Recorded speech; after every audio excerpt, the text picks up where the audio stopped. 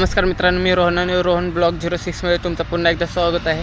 सहज आम्ही बघा काय किमी असेल ना, आमच्या म्हणजे ग्रुपमधली गाडी पंक्चर झाली. ते पंक्चर काढण्यासाठी गाडी बाजूला लावली. त्याच्यानंतरला आम्हाला तिथं गॅरेजवाला आहे, त्याने सांगितलं की इथं गरम पाण्याचा कुंड आहे. तर मित्रांनो, आता श्री केदारनाथ ग्रामस्थ मंदिर राजवाडी ता संगमेश्वर जिल्हा रत्नागिरी इथलं हा मंदिर आहे.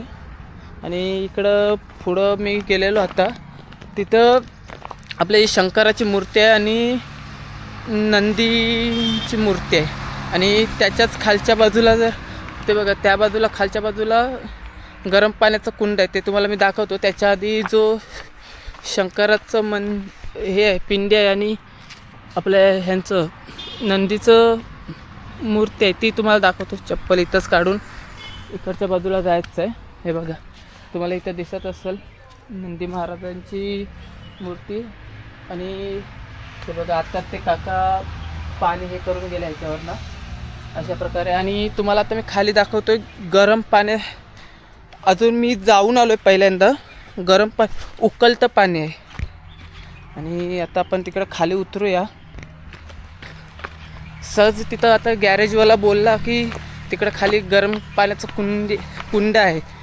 तर सहज बोलू तर थांबले, तर चला बघून येऊया. तर मी इकडं उतरलो, तर मंदिरात गेलो. पहिले मंदिरात पाया वगैरे पडलो व्यवस्थित, आणि त्याच्यानंतरला इकडं गरम पाण्याचं कुंड आहे तिकडं आलो. आणि इकडं हे पाहू शकता तुम्ही, हे आहे गरम पाण्याचं कुंड आहे. तर बघा तिकडं त्या बाजूला तुम्हाला पाणी उबलताना दिसत असेल, त्या बाजूला पाणी उबलत आहे. आणि मला असं प्रॉपर वाटलं नाही की चला कुठल्या झिरीतून वगैरे पाणी येत असेल, म्हणून मी इथं जो तिथून आतमधून पाणी येतो इकडं बाहेर, त्याच्यात हात टाकून बघितला तर गरम आहे.